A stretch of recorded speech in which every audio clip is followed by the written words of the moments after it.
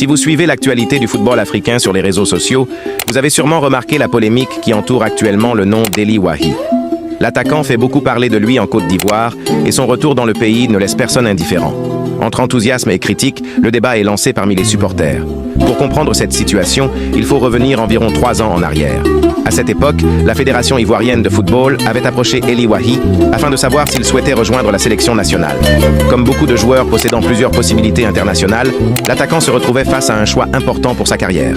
Mais à ce moment-là, il avait décidé de décliner l'opportunité de représenter les éléphants. Une décision qui avait déjà suscité des réactions chez certains supporters ivoiriens. Beaucoup avaient compris qu'un jeune joueur puisse prendre du temps pour réfléchir à son avenir international, mais d'autres avaient interprété ce refus comme un manque d'intérêt pour la sélection ivoirienne. Aujourd'hui, la situation semble différente. Le retour d'Eli Wahi en Côte d'Ivoire relance donc les discussions. Pour certains fans, il s'agit simplement d'une nouvelle étape dans la relation entre le joueur et le pays de ses origines. Selon eux, le talent doit passer avant tout. Et un joueur capable d'apporter de la qualité à l'équipe nationale mérite toujours sa chance. D'ailleurs, si tu veux suivre les grandes polémiques et l'actualité du football africain, pense à t'abonner et à liker la vidéo pour ne rien manquer des prochaines analyses. Mais pour d'autres supporters, la question est plus délicate.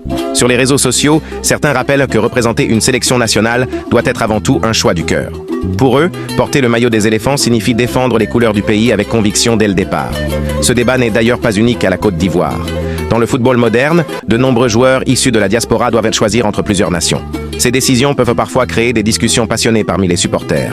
Une chose est certaine, l'histoire d'Eli Wahi continue de faire parler dans le monde du football africain. Et maintenant, j'aimerais connaître ton avis. Si tu étais sélectionneur de la Côte d'Ivoire, donnerais-tu une chance à Eli Wahi malgré son refus il y a 3 ans? Dis-moi ce que tu en penses dans les commentaires et partage cette vidéo pour lancer le débat.